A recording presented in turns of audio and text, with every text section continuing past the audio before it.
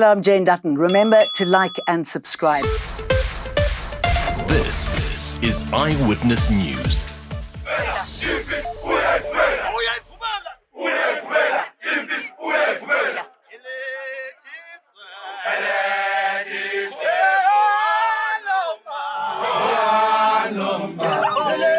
This week, South Africans say goodbye to a very controversial leader, Prince Mangosuthu Buthelezi, in a memorial on Wednesday, attended by family, friends, politicians and strangers from all over the country.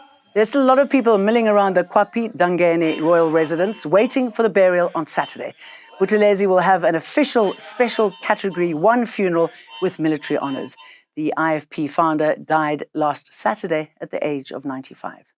So, as a Prime Minister, he encouraged us to use our language. Whatever we go, whatever we are doing, we must do with to represent our culture. So, Umntwana played a very critical role when it comes to encouraging us. While he was the oldest member of parliament and we, some among us, were the youngest members of parliament, I think there was a lot to learn from him about the respect of the institution, about the respect of his colleagues, and the fact that still, until the very end, even in sickness, he would be committed enough to log into the sittings and participate. And so we're here today to extend our condolences to the family. What I'm going to miss is the love letters. Every time he take podium, he will have an envelope for me, written Chief Whip, the speech printed nicely, the command of language, English. He will give me the speech. I have all his speeches with me. I missed those speeches when we started to be on virtual because I was no longer getting those speeches. On Valentine's Day, we are waiting for those roses from him because he was such a loving father. So we're short of an important player ahead of our Rugby World Cup game on Sunday. Springboks hooker Malcolm Marx has been ruled out following an injury. So what are our chances against Romania? The Springboks side to face Romania on Sunday features 14 changes to the starting lineup that beat Scotland a week ago. The most notable changes will see Bongimbonambi lead the side in Siyakolisi's absence, while 4 scrum-offs are in the matchday 23, including Grant Williams at wing, as Faf de Klerk will cover the fly-half position on the bench. Jaden Hendrickse and Damian Willemse will form the halfback pairing, with Canan Moodie back at centre with Andre Esthuizen on his inside. And despite the untested nature of this particular combination, the Boks should still have too much class for the Romanian outfit that suffered a 74-point loss to Ireland in their opener. Mawande Mateza, Eyewitness News Sport. Nandipa Magudamana will be spending the weekend in jail, knowing that she won't be out anytime soon. She's been declared a flight risk and denied bail. This passport that was confiscated had no indication that she crossed any borders legally between March 2023 and April 2023 when she was arrested. But she crossed a few borders with accused number 5.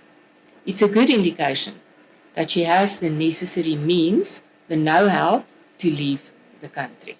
Dr. Nandipa Magudamana has just been denied bail in the Bloemfontein Magistrates Court this morning.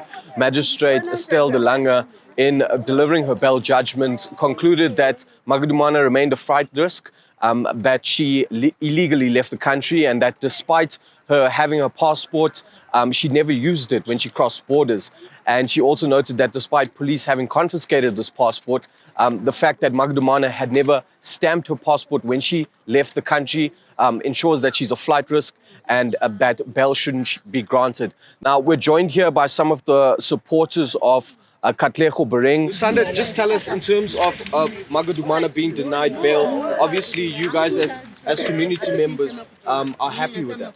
Yes, we are very happy about Nandipa not receiving the bail.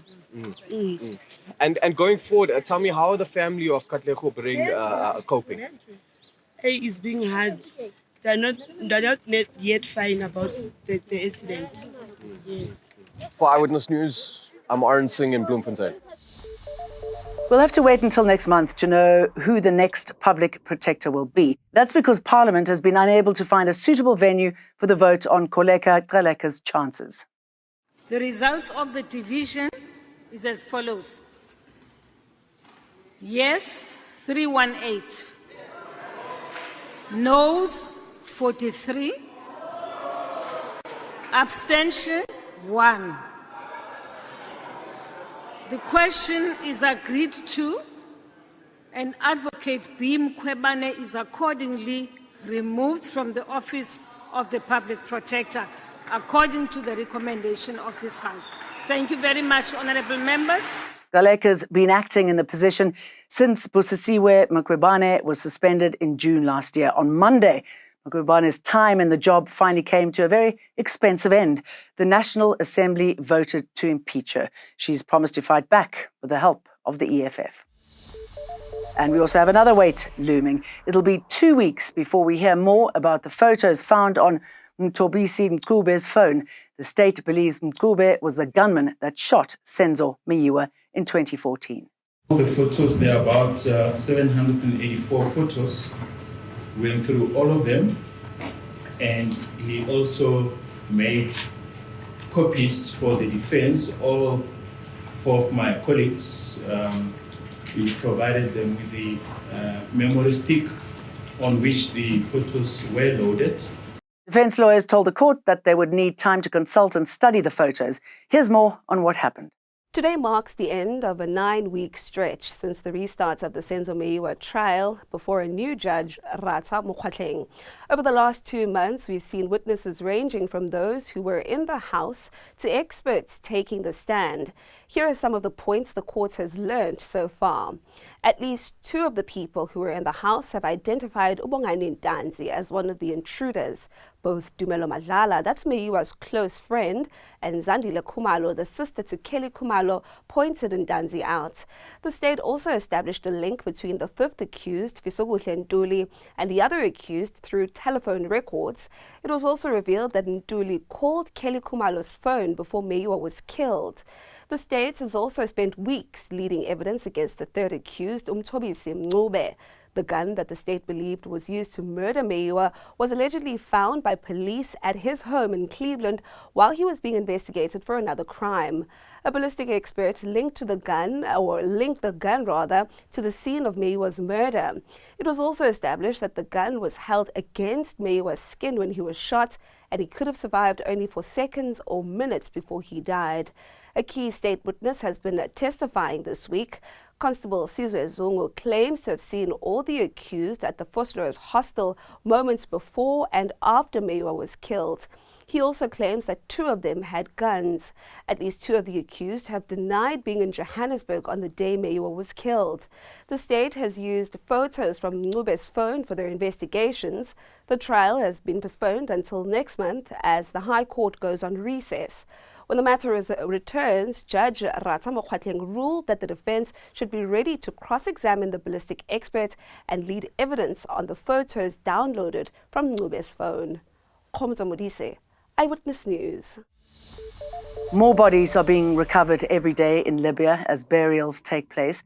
The death toll from the recent floods is expected to rise to more than 10,000, with thousands still missing.